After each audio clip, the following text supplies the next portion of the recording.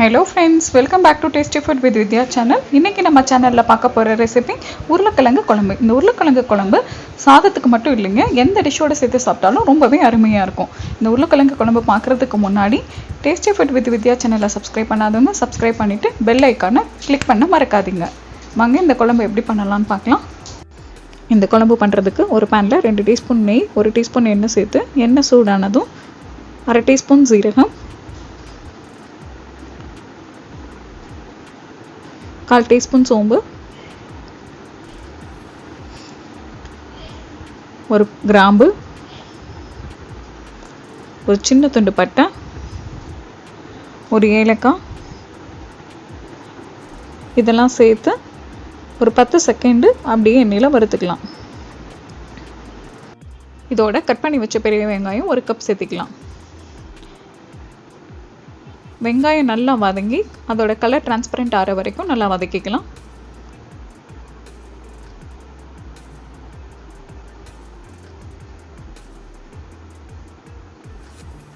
இப்போ வெங்காயம் நல்லா வதங்கிருச்சு. இதோட கட் பண்ணி வச்ச பச்சை மிளகாய் 3, ஒரு கொத்து கருவேப்பிலை சேர்த்து இதையும் நல்லா வதக்கிக்கலாம்.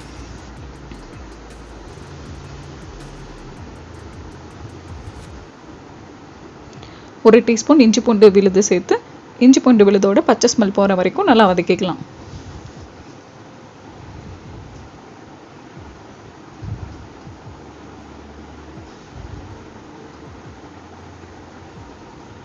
இஞ்சி பூண்டு விழுதோட பச்சை ஸ்மெல் போனதும் 2 பெரிய தக்காளியை மிக்சியில் அரைச்சி வச்சுருக்கேன், அதை சேர்த்திக்கலாம். இந்த மாதிரி அரைச்சி சேர்க்கும் போது குழம்போட டேஸ்ட் ரொம்ப நல்லாயிருக்கும்.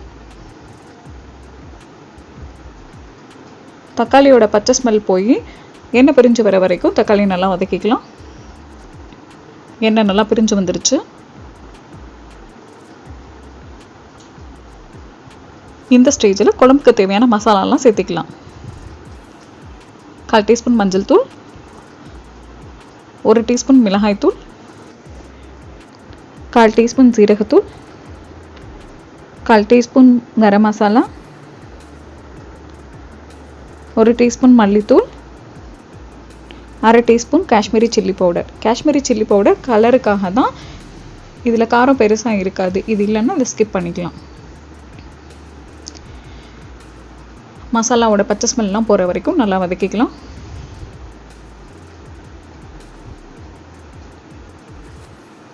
ஒரு நிமிஷம் நல்லா வதக்கிட்டு குழம்புக்கு தேவையான தண்ணி சேர்த்திக்கலாம்.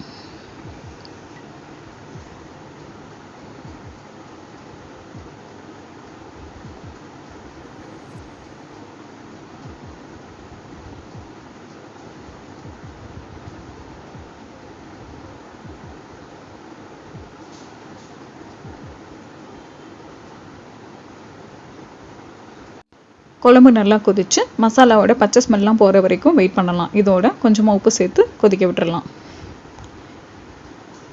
இந்த ஸ்டேஜில் உப்பு காரம் கம்மியாக இருந்துச்சுன்னா செக் பண்ணிவிட்டு சேர்த்திக்கலாம்.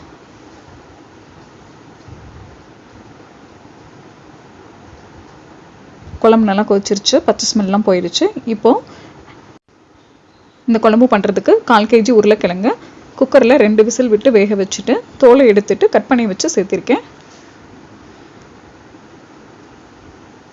2 விசில் விட்டு எடுக்கும் போதே நம்மளுக்கு வந்து 50% குக் ஆகிடும். மீதி 50% 10 நிமிஷம் தட்டு போட்டு மூடி வச்சு வேக வச்சிடலாம்.